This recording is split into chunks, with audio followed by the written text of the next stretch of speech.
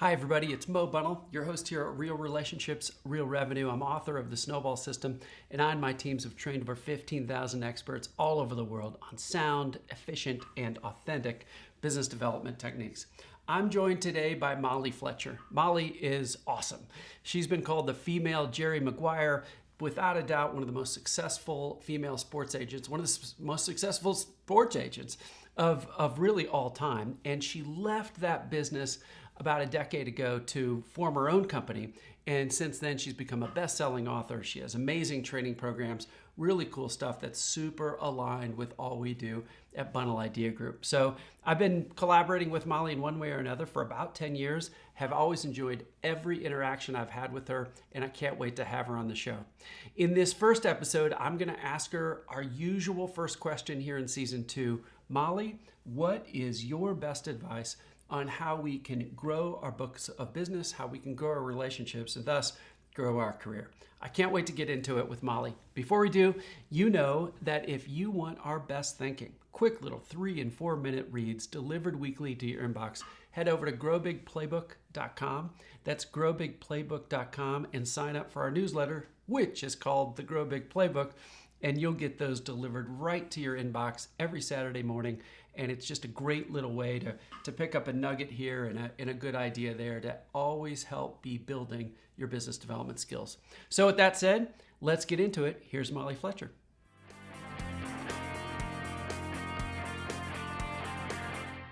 Hey everybody, it's Mo Bunnell, your host here at Real Relationships, Real Revenue. You already know how excited I am to interview the great, the energetic, the always insightful Molly Fletcher.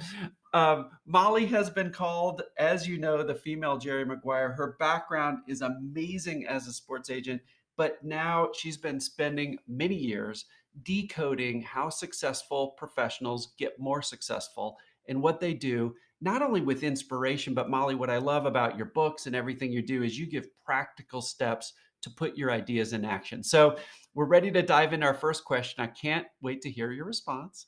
Molly, what's your best advice on how our busy professionals with one foot in delivery and one foot in growth, how they can grow their book of business, how they can grow their relationships, and if they do that, how they can grow their career? Let's hear what you got. All right, awesome, Mo. Thanks. It's a treat to be on with you. I'm certainly a fan of you and what you do. So, what a treat. For me, one of the things I believe is you got to act like you have the business before you have the business. In other words, I think you've got to behave in a way that sends a message to the people that you want to work with and work for and that you want to serve. That this relationship matters so much to me. I'm actually going to start behaving in a way like you're my client before you say go. And I think oftentimes when we do this, we send powerful messages. As an agent, I recruited, I don't know, 300 probably athletes, coaches, and broadcasters in a business where there's more agents than athletes to represent. So you had to behave in a way that let them know you matter to me. And when we do that, we send powerful messages. And I think along the way, we also, from a BD perspective, have to remember that most of the time inside of these moments, inside of these conversations, inside of these pitches, inside of these, relational, consultative at some level relationships, people are thinking this. I think they're thinking, do I like you? Right? Like, do I even like you? Can you help me? And can I trust you? I think at the end of the day, that's what's going through their head. And we want to make sure that inside of these conversations, they can say yes to every single one of those questions. Molly, I love it. So it's a great concept, sort of treat your client or act like you have the business before you do. So let's get down to brass tacks. You know our audience, lawyers, consultants, accountants, account managers at big service-based companies, people with one foot in delivery and one foot in growth. So let's say they feel the pressure of getting the sale. I'm doing air quotes on that if you're watching the audio version, but big air quotes. But it's a feeling that anybody can get. You and I could too. But Molly, you now have your own business. You're an amazing speaker. You're hired to deliver programs, things like that at the corporate level. So let's just get authentic. Like, what do you do? Let's say you have an initial meeting with somebody. You're a professional yourself. What do you do to show hopefully help them learn that they should like you, although it's easy with you. But what do you do around that? What do you do to help answer their question, can you help me? To help answer their question, can I trust you?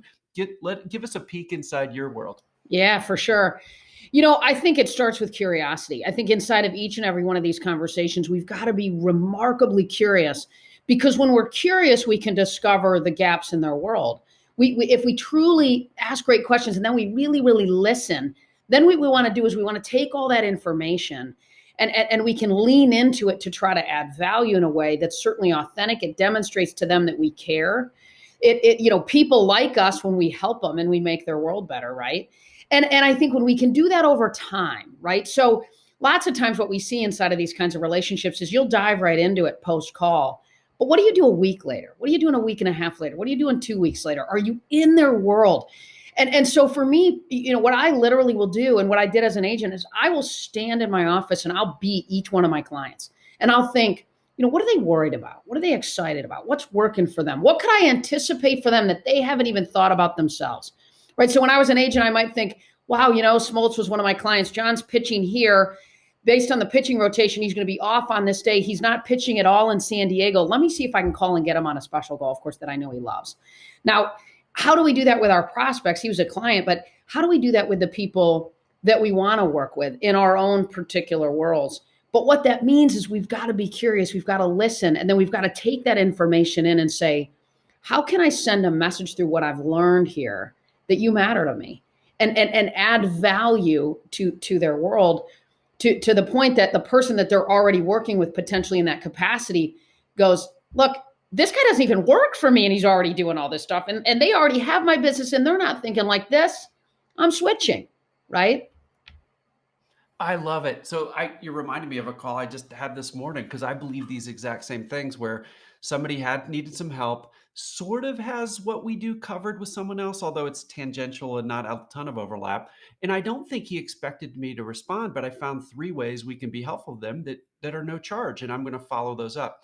So I believe in what I'm saying, that to say I so believe in what you're saying. There may not be anything that comes out of that relationship. I don't even care. Right. I just want to be helpful to them. And if nothing else, 5 years from now in some other city's in a bar talking with somebody who has a need, he's like, you ought to go talk to Bundle Idea Group. Yeah. Yeah. So Molly, follow-up question to you on this.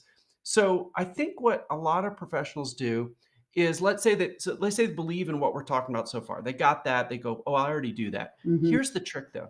I think most professionals get done with their first call meeting or a new discovery kind of call. They do the things we talk, or maybe they don't, but if they do, and they type up one big long email afterwards that says all the things. And to your point, they don't have some kind of mechanism to follow up a week later, 2 weeks, 3 weeks, 4 weeks later with little drips and little helpful things. So I want to dig into your mind again. I loved your idea of walking around your office and thinking about a prospect, but how do you trigger that? Like, how do you remember if you've got 15 opportunities in your pipeline, how in the heck do you remember how to follow up at the right times with the right people? Well, I mean, I'm a big, right. So I sort of lean into sports as a metaphor for so many things in life. And, Nick Saban's a pretty good football coach, right? He's won a lot. And Nick's a guy that talks about, you got to believe in the process. And to me, it's all about the process. So you've got to put systems in place that create triggers and mechanisms by which you can create a process every day, every week that you can lean into with solid habits, solid rituals that allow you to keep this, into a routine. And I think at some level, like I used to think when an athlete would come in and I would pitch them, to me, a lot of people think the pitch is the big moment, right? Like in the meeting, that conversation, that's the big moment. To me, that isn't. That's when you get really curious, you get all the information you need. But the big moment happens when they walk out the door. Now you've heard all these things and you can behave in a way that lets them know this matters to me. And I heard you. I remember when Matt Kuchar came up for a meeting and I pitched him and we talked about all the things that we could do for Matt and his wife and all these things. One of the things that he wove in a matter of 30 seconds is, boy, I hope I get selected for the Ryder Cup. I mean, I don't know if I will, but God, it'll be a dream come true, And Matt, and I knew this mattered to him. A week later, he got selected for the Ryder Cup. I'd heard that.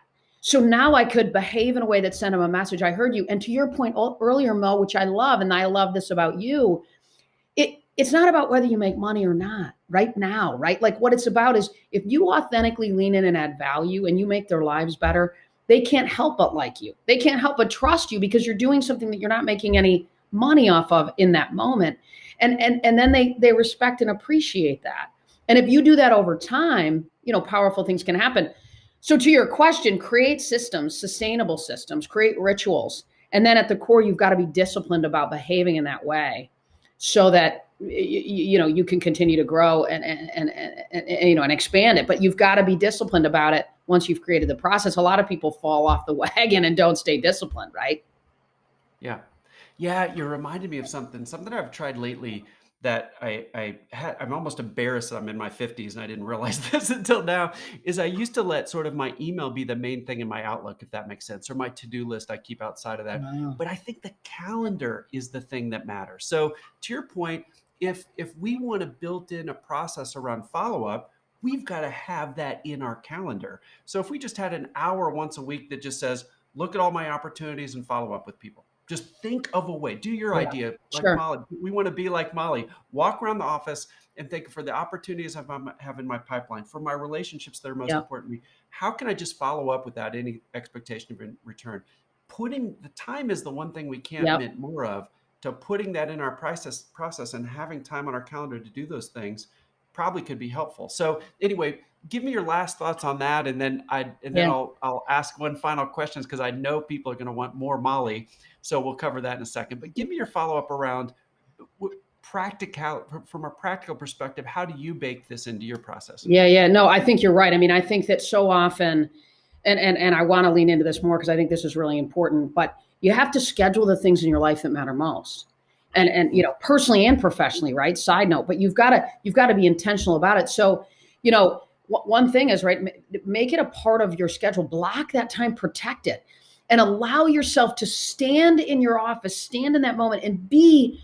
If I was recruiting you, Mo, I would stand there and I would for 5 minutes, I'd get on your Twitter, I'd get on your LinkedIn, I'd get on your Instagram, I'd get on your Facebook. I would sort of begin to get in your world. I'd understand if you were a public company, what's going on in his world, what's working, what's not working. What is he worried about? What's he anxious about? Maybe there's an article that I can send him that would help him. Maybe I know that his kids go to a public school and they're about to have spring break. And I know that he always goes to this one place because I've built a relationship and I've listened. And I'm going to send him an article about the top 5 restaurants in that market because he's getting ready to go there with his family. Those are free. They take 15 minutes. It sounds super archaic, but what I used to do is I would have my most important relationships. And there's electronic systems now, CRM, Salesforce, et cetera, that do this. But I would have a spreadsheet on my desk. And every week I would look and I would mark, who did I touch? Who did I not touch? Because a lot of times, by the way, the people that we are recruiting or the people that we want to work with, if they don't hear from us, they don't think we're thinking about them. They don't think we care, right? If we're not doing those things, they just think that we haven't thought about them, that we've forgotten. So I used to literally keep a check on a text, a LinkedIn, a call, whatever it might be, where I could just nudge them and drip, drip, drip and stay connected. But it's all about being curious and staying in their world. I love it. One of the things we teach about in our classes and is in the books, The Snowball System, is that idea of a protomy list. Protomy is a Greek word. It means first among equals. But writing down who your people are that are your first among equals, just having a list of 6 or 8 or 10, it doesn't take a million. We had a client who loved the Protomy list so much, he got our dry erase board, stuck it on his wall, and wrote the names right there. So they stared at him every single day. And he's 100%. an amazing rainmaker now, just because he did this one thing you're talking about. I love it. All right, Molly, people are going to want more Molly. Where should they go? Where can they dive in next to get more of your content? Yeah, for sure. MollyFletcher.com. You can go to everything there and things. Just know in your audience, Mo. I mean, if they go to training.mollyfletcher.com, you can find more information about our Game Changer leadership huddles, which are really cool. It's all caps. You can enter the code Game Changer in all caps to get the special Mo discount of $10 off a month if they're interested. But yeah, training.mollyfletcher.com. I love it. Well, we'll put that in the show notes too. So training.mollyfletcher.com, Game Changer, all caps, gives you a little special discount. Because of you, man. Molly, thanks for being on the show. Hey, folks, check this out. You can tell we're having fun with this. In the next episode, I'm going to ask Molly, how can we create and close more of the meaty business that we want? You're going to want to check it out. That's coming up next. Thanks, Molly. Thank you. Hey everybody, it's Mo Bunnell, your host here at Real Relationships, Real Revenue. If you're on the video version, you can see me smiling from ear to ear because I had a blast interviewing Molly Fletcher in the last episode.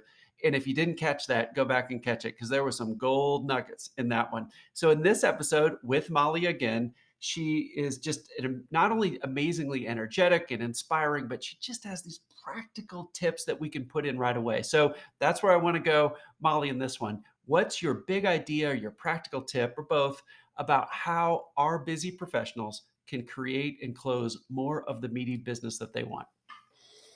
Yeah, for sure. So, to me, the other thing that I think is important is being relational versus transactional, right? So when we talk about, act like you have the business before you have the business, in part that means being relational, not transactional. In other words, we live in a world right now where it can get easy to get transactional. It can get easy to want to just kind of move the chains, check the box, move it along. But boy, when we stay relational, we can do powerful things. And when I was a sports agent, I didn't have long-term contracts with my players. I mean, they could fire me and us at any time. Now, that means, right, that it's like a marriage. It's a relationship that you have to show up to every single day and deliver value. You've got to continue to add value to their world. And if you don't, right, they'll go somewhere else. So I believe when we're relational, not transactional, it also drives a mindset of how can I consistently over deliver? How can I consistently ensure that I'm adding tremendous value to their lives? One of the things that I always used to try to think about, right, is that I always wanted my clients to feel like at some level that they sort of owed me because I was just pouring into them so much, which created a platform by which when I needed to ask them for a referral or an introduction to another player, they were happy to do it, right? I never felt, like that favor column was off and man, I can't make that ask. I mean, how can I make that ask? I've been asking for all those things where I haven't over delivered or I haven't given enough.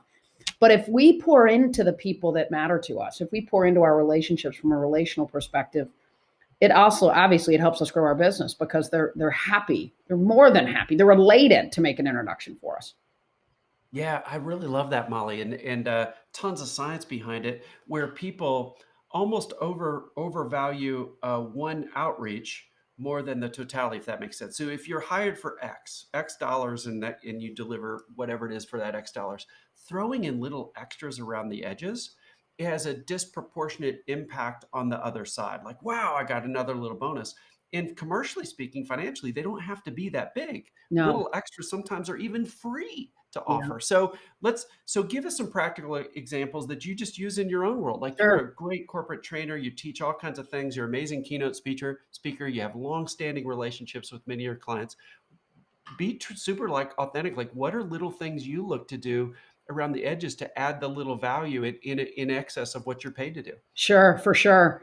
An example that comes up for me is actually one of the baseball players that I went after, but I think it all transcends. Or I could tell you about my story of free rent in Atlanta for 9 years, which is a great story too. But I think, I'll give you an example. There was a guy that I was recruiting. He was a left-handed pitcher for the Detroit Tigers, and he'd just gotten up to the big leagues, right? So, he's still making kind of the minimum, and he'd gone through the minors for years, and I knew that he was a great guy. I knew that he had a big heart. And so I asked one of my buddies, I said, who's the nicest guy in the Tigers? And the truth is I wanted to fly home to my parents who lived in Michigan to see him. And I was young and I couldn't afford it. So I thought, well, if I could sign a guy in the Tigers, I could fly up on business to go see him and I could see my parents. It's pathetic. So I recruited this guy, great guy. Well, I went out and got this water company, Pentahydrate Water. They're still in business and sort of got him to send cases of water to Mike in the clubhouse. And I always used to send any of my own guys that I worked with or that I wanted to work with, I'd always send them their gear. If I got them free golf clubs, anything like that, I would always send it to the clubhouse, not to their house or to their apartment. Why? Because I remember one time Todd Helton, one of my clients was opening a brand new set of tailor-made clubs, and Todd Helton was in the locker next to him, and Todd looks at him and goes, why'd you get clubs? He goes, dude, you're pathetic. You're hitting 230. You're 0 for your last 30 at the plate, and you're getting golf clubs. Like, who is this lady? I want to meet with her. So long story short, I sent this, got Pentahydrate Water to send water to Mike in the clubhouse. And then I flew up to meet with him. And he proceeded to tell me, look, I just want you to know I'm really happy with my agent and I really like him, but I really appreciate you hooking me up with this water. And I said, no problem. But I listened, I got curious in that lunch. I discovered more gaps. And I began to say, okay, now how can I, as we talked about, act like I have the business before I have the business? One of the things that I learned is that his father had just been diagnosed with MS and that he's very close to his dad. And it was really hard for him. And his dad was a big part of his career and his getting to the big leagues and all those things. And so I laughed and I pulled back and I reached out to one of my buddies at the Tigers. And we basically orchestrated for his dad to throw out the first pitch and for them to have National MS Day at the stadium and have a portion of every ticket go to MS. Mike was elated. Literally, he switched to like 2 weeks later. I mean, he said, gosh, I mean, my agent doesn't think like this. He's not doing things like this. That took a couple phone calls. It just took getting in his head and heart. I think that's what we're, and Mo, I know how you think. I mean, that's what we're asking people to do, right? Get in their head and heart, right? Stay relational, not transactional. Over deliver consistently, anticipate their gaps and add value. And when we do those things, people can't help but want to do business with us. Well, I love that story because that just really brings it all together, and I could see how somebody would switch.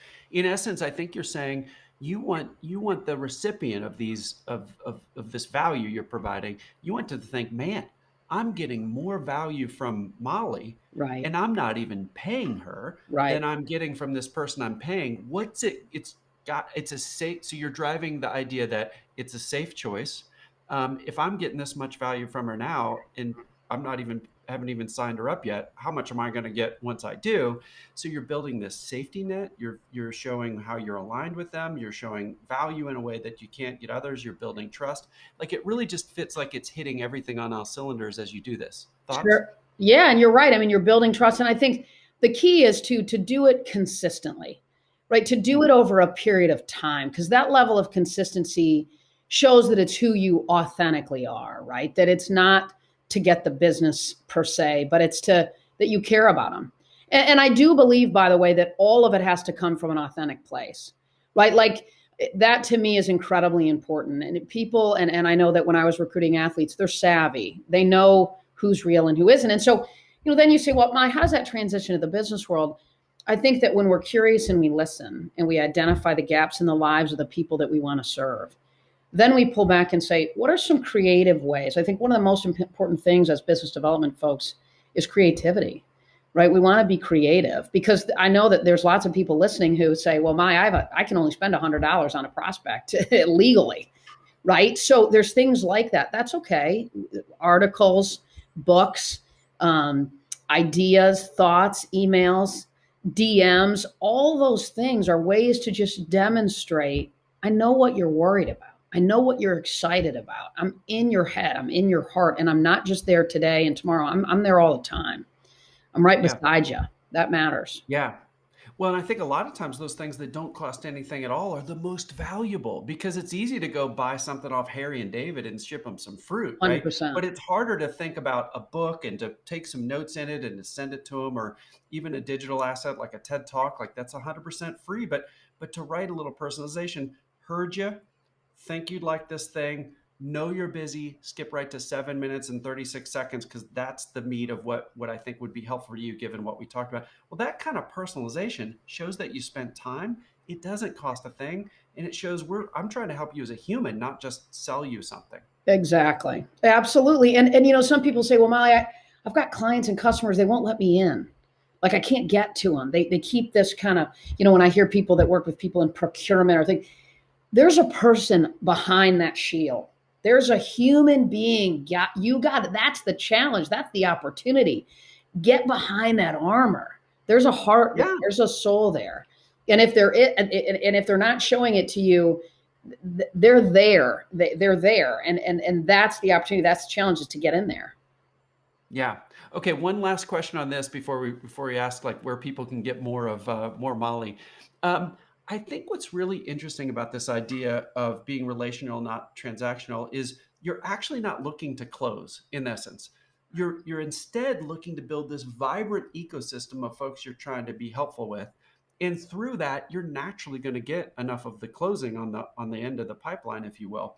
So when you're thinking about that, I feel like Well, I'll say it this way. There's a lot of people I know that feel like, gosh, they put so much pressure on themselves to close this one deal. My feeling is that if you feel that much pressure about one deal, your problem isn't that one deal. Your problem is you don't have enough other deals that might be closing soon. Like, so your thoughts about, so usually our advice is if you're worried about that one deal, set that aside for a little bit, watch pot never boils kind of idea, and go back and go be helpful to a bunch of other people so you don't have so much weight or leverage on that one deal. So your thoughts on that concept? I couldn't agree with you more, Mo. I mean, you got to have a big net out there, right? And you've got to have enough in the pipeline that you aren't anxious about a deal, because you know what? The other people, they can tell, right? And that doesn't feel good to them. I mean, it's like I always joke and I say, like, when I was single, if I was in a bar and the best looking guy in the bar walked in and looked at me and said, if Tom Cruise walked in and said, hey, listen, I want to get married. I want to get married. We're going to have 4 kids. This is what I'd be like. I mean, I know you're Tom Cruise, but that's so weird and awkward, and no, go away.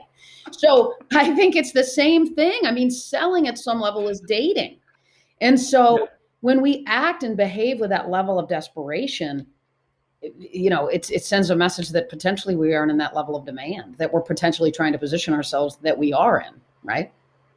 Yeah, you reminded me of a funny story. I remember going into a car dealership once, and I just had like 5 minutes because this particular car dealership was across the street where I was taking one of my younger daughters at the time. Now they're in college.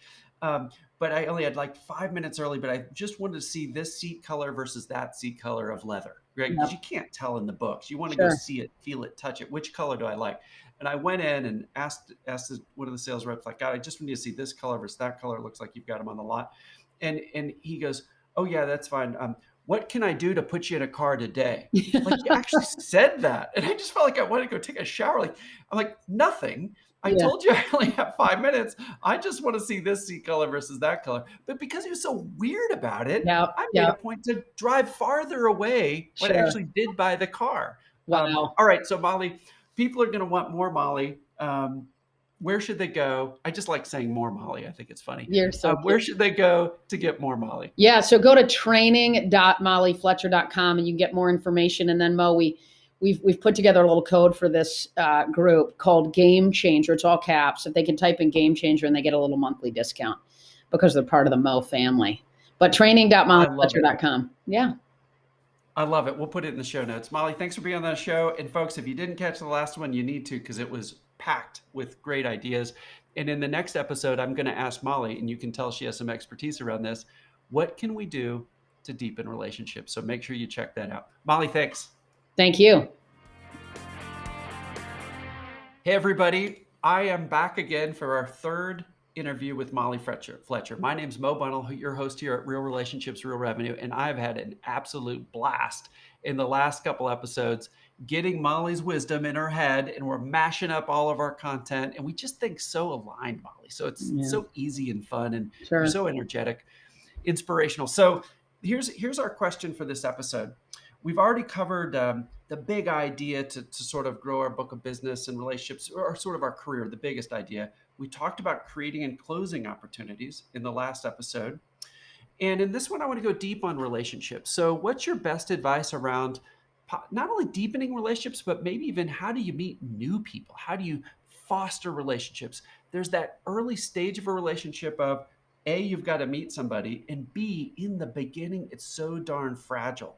Yeah. So in this episode, maybe we cover how do you meet the right new people? And then once we cover that, maybe we'll get to how do you handle those first couple weeks of a relationship where everybody's sort of testing each other out. Sure. All right, go.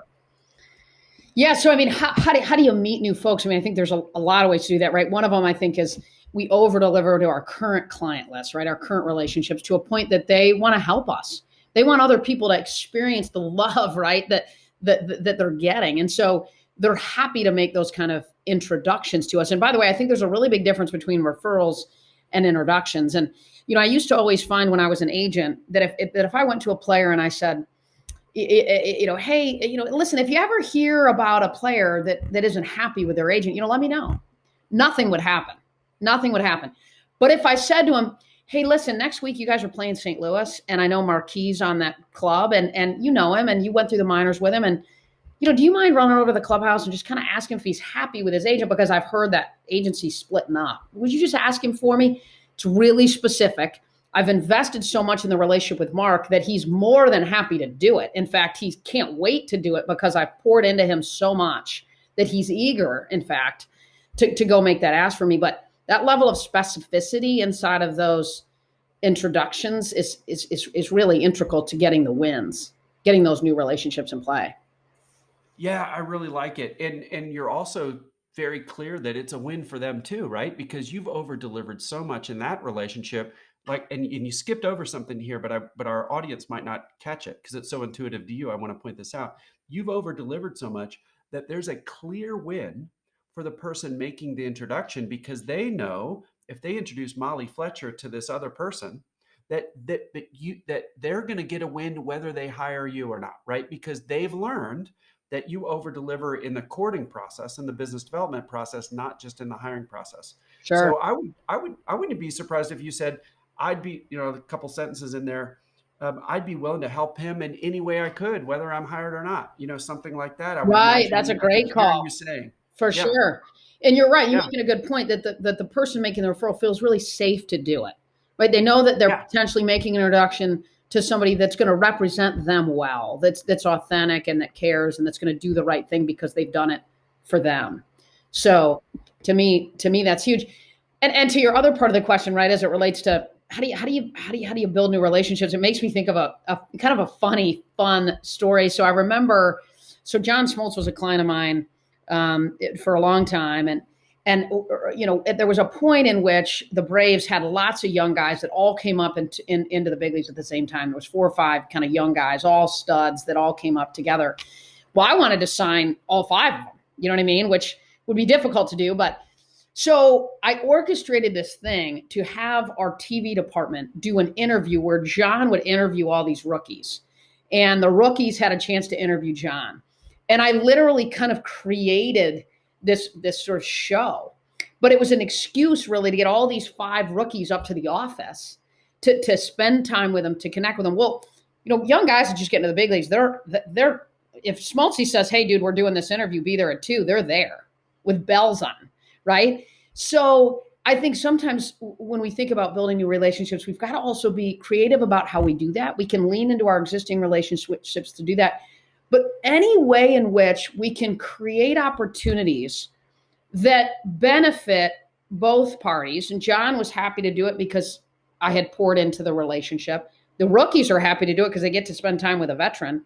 But now I've got 5 prospects in one place for a couple hours that I can get curious with, identify the gaps in their lives, and then act like I have the business before I have the business, right? Behave in a way that sends them a message. Hey, you matter to me. And by the way, look, right, we're the real deal. We've got all this. So those little things, can be powerful things when we think about building new relationships. Well, I love that. And you know this because you've had folks at your company go through our course and all that, but we've decoded 15 different ways that we call lead generation, 15 ways to introduce more people. And they're all in, everybody knows this, their audience, but it's all in the book, The Snowball System too. But the commonality on the 15 ways, Molly, just hits at a nugget of what you just said. And I want to call it out and get your feedback on it. The commonality across all 15 methods is they lead with value. Yeah. So no matter which of the 15, you've got something awesome and you offer that to someone to potentially directly or potentially through in your model with John Schmaltz, where he could take that gift of value, the interview, and take it to other people. And all the models start with value. So I think the old way of doing things is, and I'll make a joke out of this. I hope you think it's funny, that the old way, and this happened to me in the 1990s, was with there was some life insurance agent, and he slides a piece of paper across the table. We were in person, and it's actually pre-made. It's ridiculously cheesy. It's got the numbers 1, 2, 3, 4, 5 with a line underneath it. And he says, I make my business on referrals, and I'd really appreciate if you could fill out this little card with five names of people that I can call on. So how I receive that message is, Mo, this is really weird. I've got this really awkward card and I'm pushing you to do it. And I'd like you to write down 5 people. And how I hear it is, I'm going to harass the hell out of them and Right. embarrass you and stain your name by doing so. Can you fill this out? I actually did in the moment, Molly. But as soon as he left, I felt like I needed to go take a shower. And I called up every one of the 5 people and said, hey, this guy might call you, but this is what happened. I feel awful about it. So anyway, back to you is I just know how you work. And I know every time you add so much darn value to your current and your future clients that I would guess that what was in the back of your mind when you told that story about the interview is you're thinking, how can I add value? Everybody wins. I gain access, and I'm going to be Yeah. able to help more people. But it Yeah. all starts with a piece of value. Yeah, absolutely. I mean, I think it's so important. I mean, even now in my world now, I speak 80 days a year ish, 100, and on performance primarily. And then also with our training, we train on negotiation and certainly on sort of energy management, all around performance. But when I think about speaking, I often hear from the speaker bureaus that book us, what can we do to be really easy to work with? And there's things that are really important to me to do. I do a pre-call before every keynote so that I can get in the head and the heart of the audience. And they tell me lots of people won't do that. And then I listen. We customize every single keynote because I think if you're going to stand in front of the most important people in their world, whether it's their customers or their employees, you need to know what matters to them. You need to know what they're worried about, what they're excited about. So before I even step on the stage or now with video, I've poured into that relationship a lot. So after, if there's anything that we need or we want to offer them or support them anyway, those follow-ups are they're happy to do it, right? If there's anything needed, which there usually candidly isn't, but we want to over deliver on the front end. We want to over deliver early. And we certainly want to over deliver before we ever ask for anything, right? Like that guy that slid that piece of paper across the table. I mean, are you kidding? Right? Like to me, that would have been, hey, listen, Mo, I'm super excited to have the opportunity to work with you. And by the way, if we over deliver for you and if you're happy with what we do, would you be comfortable maybe at some point me reopening a conversation with you about if there's people that you think we could also help? But only if it's something that, I mean, that's what that looks like, right? And Yep. I mean, I saw it all the time. I would sit, we didn't manage money with our athletes, and I would see all the time advisors come up and pitch my clients. And it was hilarious because I sort of watched the ones that would get the business and the ones that wouldn't. And I began to see Ooh, this is interesting. Yeah. I began to see a pretty clear pattern, right? And the truth is the people that won are the people that I'm sure you're working with, right? Or the kind of people that you teach and the methodology that you teach. But I remember one day I had an advisor came in to pitch Jason Hayward, who was a first round draft pick, young kid out of Atlanta. And this first guy comes in and he sits down and he's kind of a little anxious, but he opens up this portfolio. It was a really impressive deck, right? Like incredible images, headshots, photos, like stats, whatever. And I watched Jason kind of look at me like, who's this guy, right? Like, who is this cat? What's the deal? And he just starts pitching him. And then another lady comes in, kind of does the same thing, pops open her laptop, kind of rolls into the pitch, the script, right? And then there's this other lady that walks in a couple minutes later and she was like the third one. And she said, hey, Jason, what a treat to be with you. She knew 2 or 3 things about Jason's world that blew him away that he knew. Like she said some things that he thought, dude, you're a chick and you know this? Like, wow, I didn't know. That's cool. And then, wow, like, that, and she said, I can't remember the 2 or 3 things, but they were things that blew him away that she knew about the game, about his world, about baseball. And they chatted for a minute. And then she said, hey, Jason, before we dig in, right? Like, tell me about money. Like, what does it mean to you? And how do you want it to, what role do you want it to play in your life? Jason talked for 20 straight minutes, like never stop. Now she could be what I call an authentic chameleon, right? Like she could take everything that she heard, be totally authentic to who she is and what she does, but deliver the kind of information that then she heard mattered most to Jason, right? So to me, we have to have the courage too, at some level when we think about this, to get off script, right? It feels safe, doesn't it, Mo? Like a lot of people want to stay on script. They want to open that portfolio. They want to pop open that laptop and go through their script because it's what they know. But man, when we ask questions, when we get curious, and every salesperson, everybody in business development, right? That's beaten over their heads. They know that. But what I found is they don't always do it. And it's a game changer. Well, and one of our mantras is you play how you practice. Fits right into all your sports stuff. And if somebody's sitting there practicing how they're going to go through their 42-page PowerPoint deck, they're likely to do that in the meeting. They practiced it. They're going to play like that. If we prepare, if we practice asking great questions, if we practice thinking through how can I create engagement, if we practice how can we get them talking, now we're going to play like that. And your story is so powerful. It's so cool. You got to actually, you were being trained in a way of what works and what doesn't as you For did this. sure. It's such a cool story. So, all right. So this has been a super cool episode. People are going to want more Molly. Where should they go? So they can go to training.mollyfletcher.com for more information. And in that they can type in a code game changer. That's all caps, game changer, and they can get a little discount because they're Mo people. I love it. Yeah, so they can check that out if that can help them. That's awesome. Good. Training.mollyfletcher.com. The discount code is game changer. Everybody go out and check it out. And Molly, thanks for being on the show. And everybody, hey, our next episode, I'm going to ask Molly, how can we hack our own habits to stay consistent? Hey, everybody, it's Mo Bunnell, and I'm here for the fourth interview with Molly Fletcher. Molly has been dropping some knowledge and some stories in our past 3 episodes. So if you didn't catch those, make sure you go back and do that. Molly, I want to wrap up our series with a question we ask all of our guests in season 2. And it's so important and it fits so well with all of your deep expertise around high performance and sports and bringing the sports high performance ideas into business. And it's about consistency, a word that you and I have used a lot in the prior 3 episodes. So, what's your best advice to our audience that are super busy professionals, one foot in delivery and having billable hours and project work and account management, service delivery contracts, all that. And then they got one foot in business development, this thing that can be put off, right? If they can easily just focus on answering all their emails and stay busy 60 hours a week. But the business development stuff is going to determine the arc of their career. And it's also the thing that can be put off. So what's your best advice on staying consistent, focusing on the things that'll help your future self be happy, the business development stuff? How can our audience hack their own habits to win?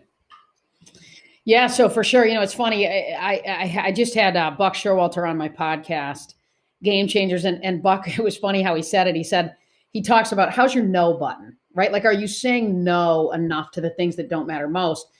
And I think that can be incredibly important. In other words, what I'm sort of saying, and it's funny how he said it, but are you managing your energy more than your time? I think we live in a world where a lot of people look at their life through the lens of time, through the lens just of their calendar. And I wrote a book in January called The Energy Clock that talks about this, right? Like, how do we look at our life through the lens of energy? Because, with the athletes I worked with, it's not enough just to show up to the field or the court or the course on time. They got to show up with the kind of energy that matters most. So I think we have to be remarkably intentional about what matters most. We have to protect that time, though, on our calendars, right? So to your point, you can put off all this biz dev stuff, spend 60 hours on the other stuff, sort of react to the important or the urgent, but not the important. But boy, we've got to be intentional about saying, how do I protect time on my calendar for business development, an hour a day, 2 hours a day, every Wednesday afternoon? Pick your time, block it, protect it. Because if you don't protect your time and your calendar, the world will decide where you put your energy, right? Other people will decide where you put your energy. They'll suck it out of you until you can't see straight. So we got to protect it. It's imperative, because then we can say, I'm being intentional about focusing on what matters most. And you probably know this. I mean, I think it's 40% of the reason people don't achieve their quarterly goals or their weekly targets or whatever is just a lack of visibility. It's just a lack of intentionality around it. It's not aligning the things that matter most with the behaviors that create the results that you want. So we just got to be intentional about it. Oh, Molly, I love this. And so this is going to be a fun question because I don't know where you're going to go with it, but I know it's going to be somewhere good. So what's a thing that's interesting about business development is there's no reward on the back end of it. A high performing athlete, they do a great workout. They feel sore. They got feedback from their agility coach, whatever. Like, there's rewards to keep you going in some cases. So what's your best advice for our audience on how do they reward themselves after? Let's say they've got an hour blocked off Wednesday afternoon. They knock it out. They send out emails. They don't get anything back right away. They're worried about if they push things too far. There's a lot of anxiety with business development for professionals. What can they do to reward themselves during, after, so they keep focusing on these things that are going to pay off in the long term if they keep doing them? Yeah. Well, I mean, I think there's a bunch of things, right? I guess two things come up for me. One is if you protect, let's say, every Wednesday afternoon for BD or Tuesday and Thursday afternoons, maybe you protect. Maybe you love to play tennis. Maybe you love to go hit golf balls. Maybe you love to walk your dog. Go grab that time at 5:15 on your calendar that afternoon and protect it, and go do something that what we call in the book that gives you energy. So if you've taken 2 to 5 for biz dev, grab the 5:15 and go take your dogs for a walk, go hit golf, go whatever it is that fills you up. But you have to schedule it, because if you don't, guess what? You'll finish at 5 and then you'll get sucked into email whack-a-mole, trying to sort of respond to everything that happened in sort of the middle of that, right? So I think that is important. I'm a big too believer, Mo, that we have to know why we do what we do, right? We have to have a purpose around it. And to me, it can't be just around achievement. I mean, I saw a lot of athletes win Cy Youngs and All-Star games, win golf tournaments, win Emmys. That lasts for about 2 minutes, 3 minutes, maybe a week. And then it's over. And so now what? So it has to be about fulfillment. And so if you pull back and say, why do I do what I do? It's got to be bigger than the close. It's got to be bigger than the sale. It's got to be about the fact. I did an event the other day for a medical device company, and they are so, it's not about the transaction. It's about the fact that they're helping people get a new knee and walk and enjoy time with their spouse on the weekends to do things that before the surgery they couldn't do. But when they have a tough day or they close a deal, they go to that why, because that's really at the core what is a sustainable way to behave when we think about business development at the core. We got to go to that purpose. We got to go to that why. So to me, that's an important thing to always keep front and center also.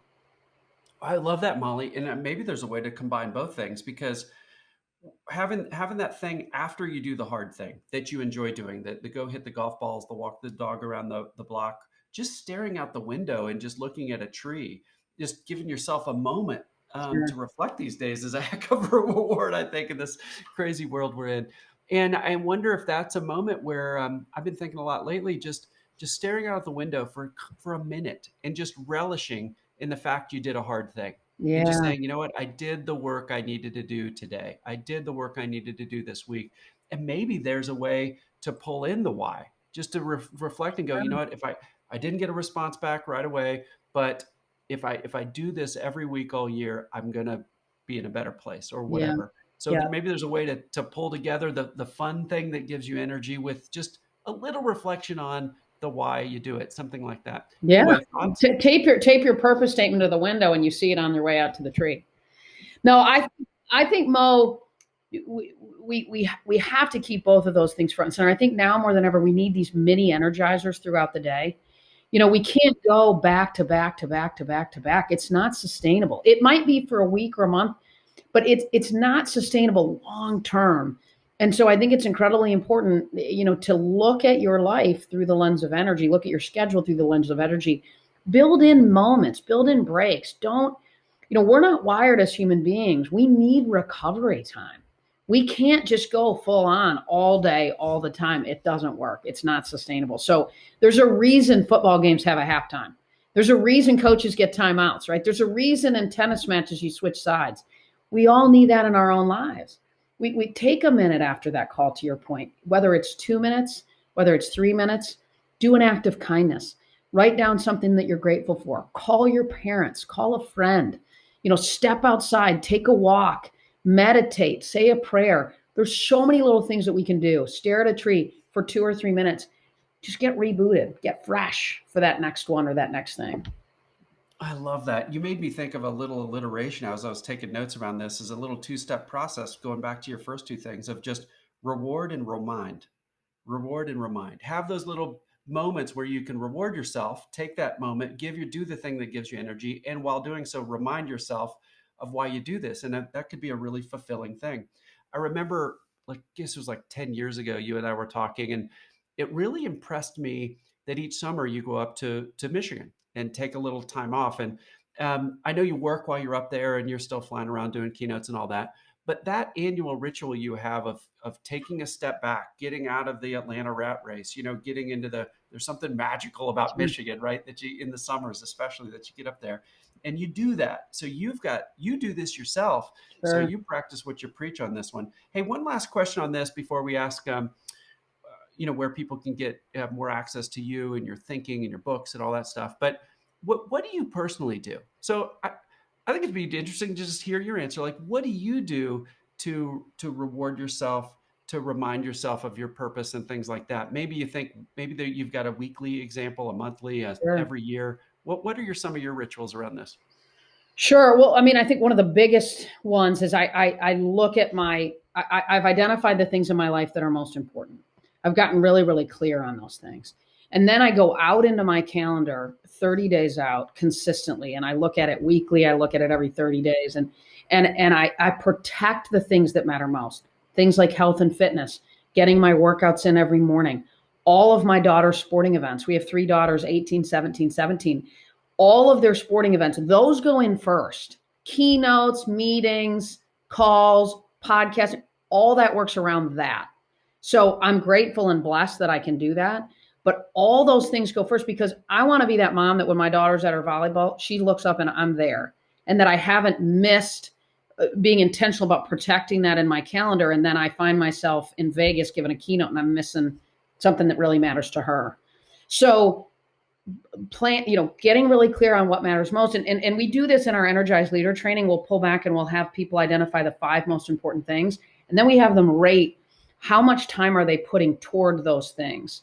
And it's a little bit of an aha truth telling moment because I had a dad the other day and he said, this is unbelievable. He said, I tell my kids that they're the most important thing to me, that they matter to me. And he said, but you know what?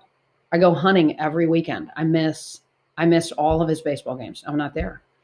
And so it was a moment when he got clear on, okay, well then how do we fix it, right? Let's get his schedule. Let's put it in our calendar. Let's protect it. And everything else works around that, or we find a way to sort of modify that, right?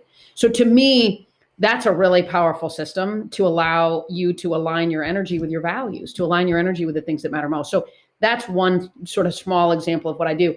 The other thing I do is, I spent a lot of time 5 or 6 years ago getting really clear on kind of what's my purpose, what's my why? Because to me, it's about fulfillment, not achievement, right? We talked about.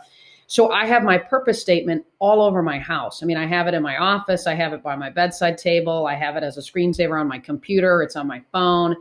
And so I think that sometimes after tough days or tough moments or great days or great moments, just peek at that, right? It kind of keeps you locked in to why you do what you do. I think, we have to know what we're chasing, right? Like I had a friend of mine, she's an executive at a huge public consulting company. And I was talking to her the other day and she was frustrated. And she said, Molly, I mean, I've gained some weight. I'm not taking time to work out. She said, I'm short with my kids.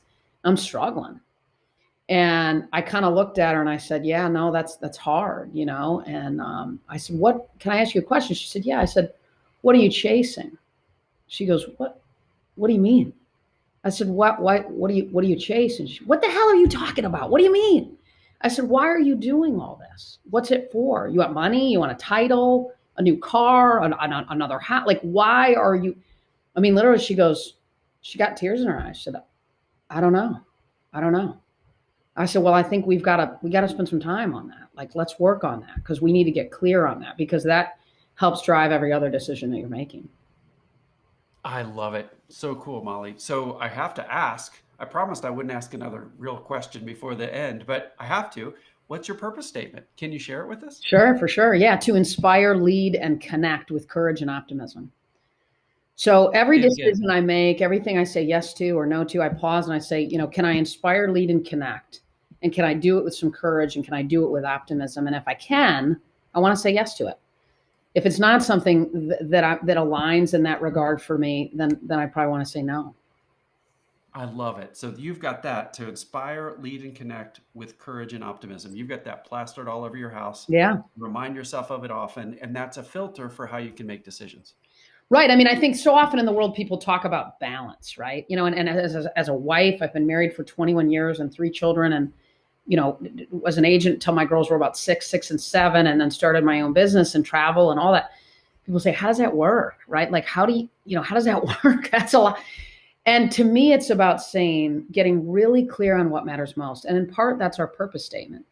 Then we have to have the discipline, though, to say, what am I going to say yes to and what am I going to say no to? And we've got to have the discipline to say no, right, to the things that potentially overlap or don't align with what matters most. There was lots of things that I'd say no to going to an all-star game because it was my daughter's pick something that mattered to them and I needed to be there. And I'd say, is he going to fire me if I'm not there? No, because we do what we've just talked about. I've poured into it so much that I can say no to that and I'm okay because I've poured in enough that I can let that go and I can align with what matters most. So those, clarity and then the courage to say yes and no, to me, can create alignment with what matters most. What's so cool about this, Molly, we're so aligned that we couldn't have planned this better, right? Of that, we didn't know we were going to go there, but that's just the perfect ending to our 4-part series where I'm interviewing you. It couldn't be better. So everybody, this has just been so meaningful. And if you didn't catch the prior 3 episodes where we dig into other elements of Molly's big brain and what her advice is, stories, and all the steps that she goes through, go back and catch those. In the next episode, I'm going to recap the top 3 things that I learned from Molly, which was a lot. I might have to do 8, Molly, for you. No, but I'll get it to the top. I'll get it to the top 3 folks, or top 3 things, folks. And that's coming in the next episode, which is going to be fun. That'll recap our entire series. So Molly, people are going to want more Molly. Where should they go? Yeah, so they can go to training.mollyfletcher.com. And then Mo, we have a special code for Mo people. If they type in all caps game changer, they can get a little discount on some of that if it's interesting to them. Good. That's awesome. Well, if they want to have a game changer training, then they should go to training.mollyfletcher.com and remember that secret word. It's not that secret, but it's secret just for you listeners and watchers. Game changer. Right. And you get a little discount there. Molly, thanks so much for being on the show. These 4 episodes have been super awesome. I expected big things. You exceeded them.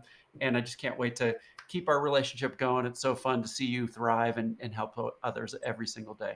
Well, Mo, you're amazing at what you do too. So thanks for having me. I'm honored. Truly, it's been fun. Cool. Thank you. Hi, everybody. This is Mo Bunnell. I'm your host here at Real Relationships, Real Revenue. I'm author of the Snowball System, and I and my teams have trained over 15,000 experts all over the world on sound, efficient, authentic business development techniques. And I've had a blast recording 4 episodes with Molly Fletcher. Molly has been called the female Jerry Maguire, one of the top and most successful sports agents ever, representing some of the highest caliber athletes all over the world. She left that successful business to start up her own. She's become a best-selling author, a sought-after public speaker, an inspirational leader with insights at every turn. And I've been collaborating with Molly on and off for about 10 years, have enjoyed every interaction that I've had with her, and it was a thrill to have her on the show.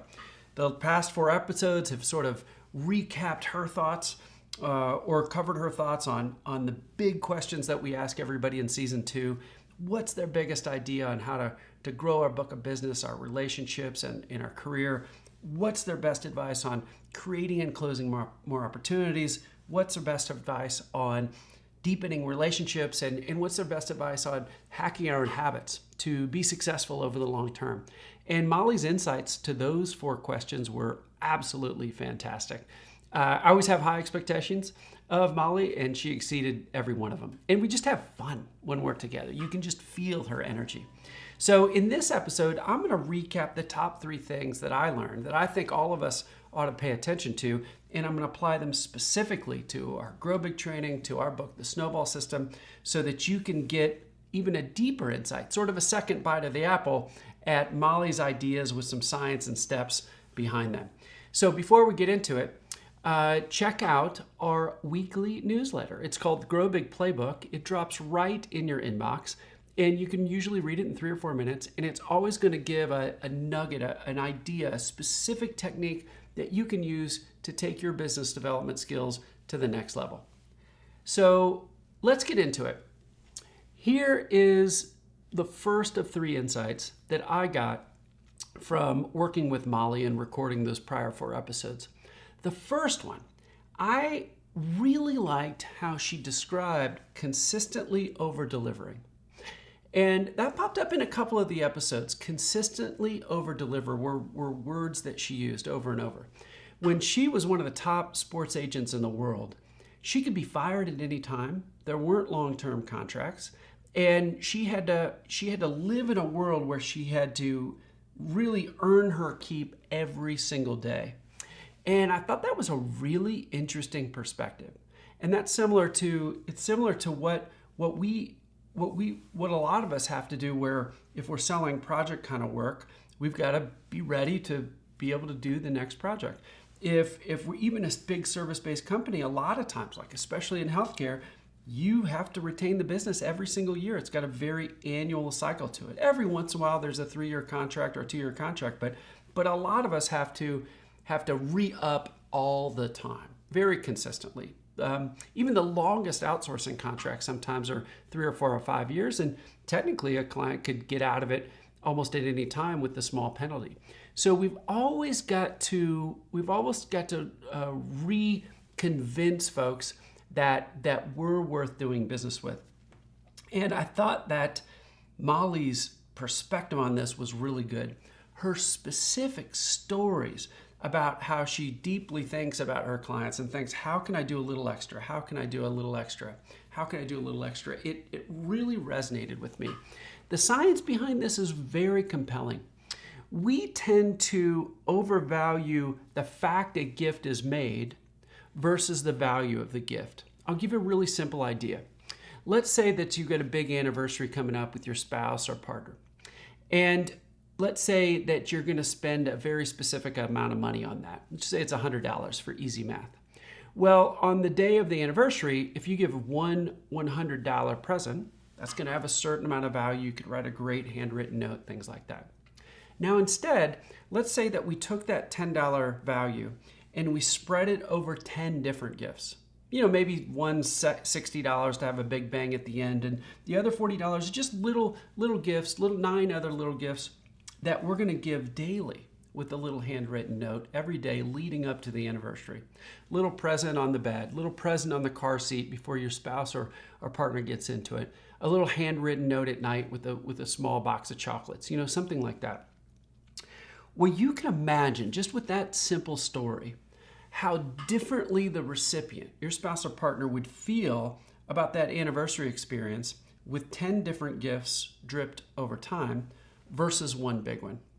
That's a simple example of the idea that we overvalue the fact a gift was made versus the size of the gift. In my example, there was $100 spent on both scenarios, but the value received from 10 small gifts and one medium big one at the end would be significantly feel more than one big one at the end. So how does that work in professional services or big service-based companies, our kind of clientele? Well, how it works is if you sell a project, let's just say, or there's some kind of purchase made, a product, a project, a service offering, whatever. And that dollar amount is given to you for exactly what you're bought. If you can go back in, either through after you're hired or before, if there's all kinds of little things you can offer around the edges that you do on your dime, all those little gifts, all those little throw-ins, all those little extras have significant value to the other side. Sometimes they can cost a little bit, meaning, or not cost, meaning you might do a little extra that's outside the scope of what you've been hired to do, but you're like, you know what, let's just throw that in.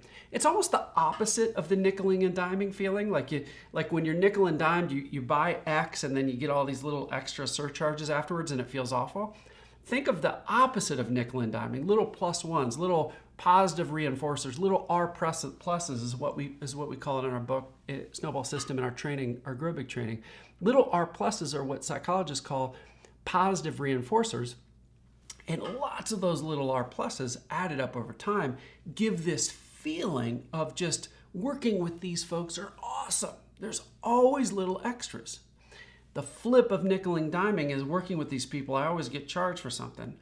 Well, if you don't do that and you flip it the other way and you add these little R pluses, working with these people is amazing. They're always throwing in little extras. They're always a little early. They're always adding somebody that's a higher caliber at no extra charge. It's really, really, really powerful. And that's what Molly called consistently over-delivering. So what are different ways that you can consistently over-deliver? Well, there's 4. One is through your data and analytics. Is there some kind of way you can summarize your results in a way that somebody could share with their boss? Is there some kind of economic value that you could communicate that is in excess of what was actually purchased? Little extras like that are really powerful. That's the first group. The second group, process-based little extras. Can you get things done a little bit early? Can you add additional little steps that are valuable, but you don't charge for it? Process-based little extras, little R pluses, are done when we either exceed expectations because things are done faster, or they could be things are done at the same time, but there was extra amount of little things thrown in. That's your second example. The third one is relational. Can you invest in the team a little bit more? Can you do a little extra training? Can you have a one-on-one where one of your experts mentor somebody on their team that's a high performer, that they could really have a lot of value out of it? Are there little extra relational things that you can do that don't cost a little extra, like getting a higher end meal for the meeting, or shipping meals if the meeting's done virtually, shipping meals to the person's home, that it doesn't cost that little extra, but if we're going to work through lunch, let's send them something great for lunch and let them choose, on a great menu from a marquee restaurant, not just cold cuts, but something a little extra that's really good. Those are the little relational kind of things. And the last one is strategic or big ideas. Are there things you can do that help their business in a way that is outside the scope of exactly what you're hired, but maybe you can bring them a new client. Maybe you can introduce them to a different partner that's aligned with what you do but different, and it's a value add. All these little R pluses, whether they're economic or analytical, they're process-based, they're relational, or they're just big ideas that's going to help the person achieve what they want to achieve, and you helped make it happen even if you don't charge for it. Those little things add up over time. Those are the things that pull you out of being commoditized, where if you add up those R pluses over time, let's just say you just did one of those a week over a year, just making up an example, those 52 little gifts, they might not even have any economic value. They're just things you're doing that are little extras. That pulls you out of being commoditized. That puts you into that sort of strategic partner role where the person would never leave you, A, and B, if there ever is a hiccup, if the universe just doesn't go your way, you have headwinds against you and something's late, it's nobody's fault, it just happens, whatever. If there's any missteps made, you can weather those storms. You can get past those because you've built up such credits with the other organization. So that consistently over-delivering was really meaningful to me, the way Molly described it, especially in her stories. If you like this idea, go back and listen to the prior episodes because there were some great stories in there. And I just really, really liked how she talked about that. So that's thing number one. Oh, the second thing I thought was really interesting was how she asks for referrals. And we made a big joke about how not to ask for referrals. I won't repeat it here. You got to go back and listen to it. It was really funny. It was in one of the prior 4 episodes. And one of the things I liked about how she does it is she makes it really specific. She figures out who would she like to be introduced to. She figures out who knows them. And then when she has over-delivered to a massive extent to the person who'll make the introduction, she makes a very specific or ask at that point. Hey, Jane, can you introduce me to Joe? I think Joe would be a great fit for us. Even if nothing ever happens, even if Joe never hires us, I would like to invest in the relationship, and I want to make it a win for you, and I want to make it a win for him. And I'm adding a little bit of I'm mashing up the things she and I both sort of built together around her original example. But the point of all that is that it's hard to ask, while it can be helpful, it's a little harder to ask, hey, who do you know that would benefit from our services? That sort of an open ask. We advise doing it if you've really got a great relationship with somebody, typically doing that first. And then secondarily saying, would you introduce me to this person here? You can skip straight to that if you have a very targeted introduction that you'd like somebody to make.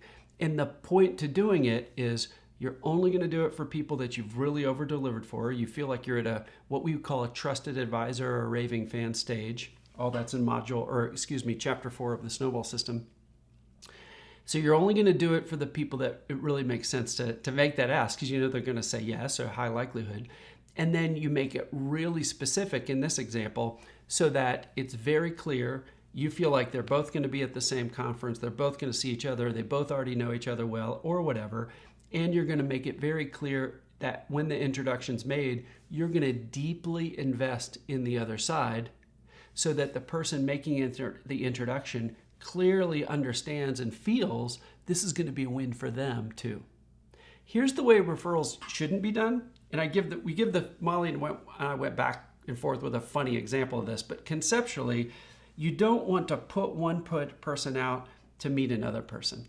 That just doesn't create a win for everybody. Conceptually, what you're trying to do with any type of introduction is you're trying to convey very clearly, this is going to be a win for me, this is going to be a win for you, the person making the introduction, and this is going to be a win for the person that you're being introduced to. When you do introductions that way, we could call them referrals. When you do referrals or introductions that way, when it's a win for everybody, that is when it's going to be done and done well. That was the second thing I really liked about talking with Molly, and I really liked her specific example that she gave. The third thing, another sort of mashup of what Molly and I talked about, was I'd never thought of these two words when it comes to reinforcing what we focus on in business development. But the idea of reward and reflect. Business development is so important to have some kind of reward mechanism for yourself, because so many things that you do in business development don't pay off immediately.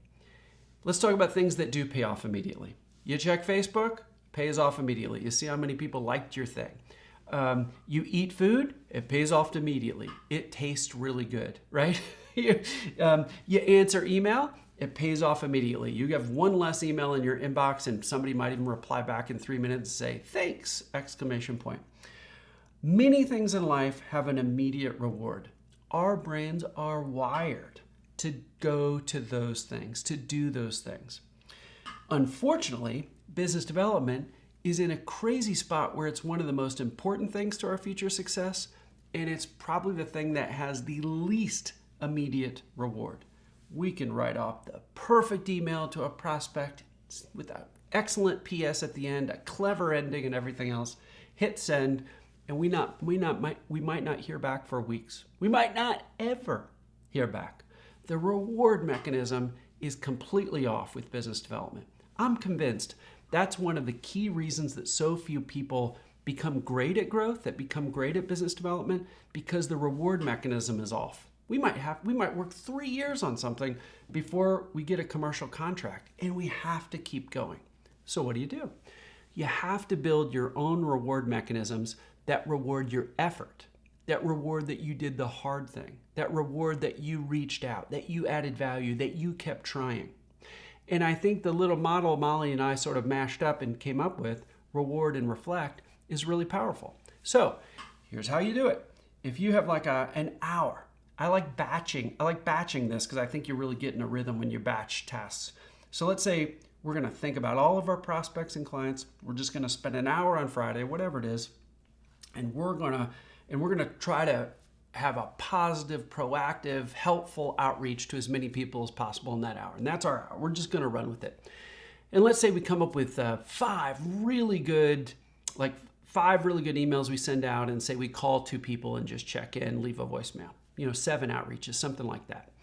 Well, we need to have a reward mechanism right after that. A little treat at the end of the sit. If we were training a dog, we want to have a reward right afterwards so that we feel good about it. And so here's the idea, reward and reflect.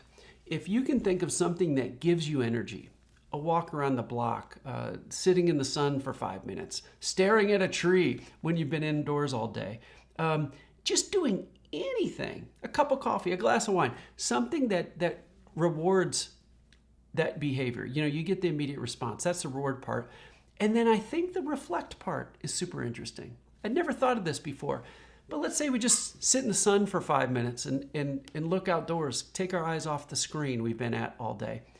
Well, it's in that moment, that's the reward. And it's in that moment we need to reflect and think, just sort of savor it, just relish it. Think, I did the hard thing today. I reached out to those 7 people. I don't know if anybody's going to respond, but I know if I do that every Friday all year long, I'm going to have success. And just feel comfortable patting yourself on the back a little bit. It's the feeling after the long run. It's the feeling after you have the tough conversation that you needed to have. It's the feeling that you did what was important today, that your year from now self will be really happy you did. Reward and reflect. And I think that's sort of customized for everybody. My reward's different than yours. Molly's is different from yours. But just thinking about I liked her phrasing here, what gives you energy? That was the reward. And then having a moment where you just reflect a bit and think, I did what I needed to do today. Well, that's what I'll leave you with today. Those 3 big things: consistently over-deliver, get really specific and make it a win for all when you ask for introductions or referrals. And then the last one, reward and reflect. I think that's sort of cool. So I hope those are helpful to you. Check back in. We'll have more episodes coming your way. Season 2 is rocking. I can't believe what great guests we've had. It's far exceeded my expectations. There's more to come. Stick with us. Keep listening or watching to the program, because we're going to keep giving you ideas to take your book of business to the next level, your relationships to the next level, and your career to the next level. We'll see you next time.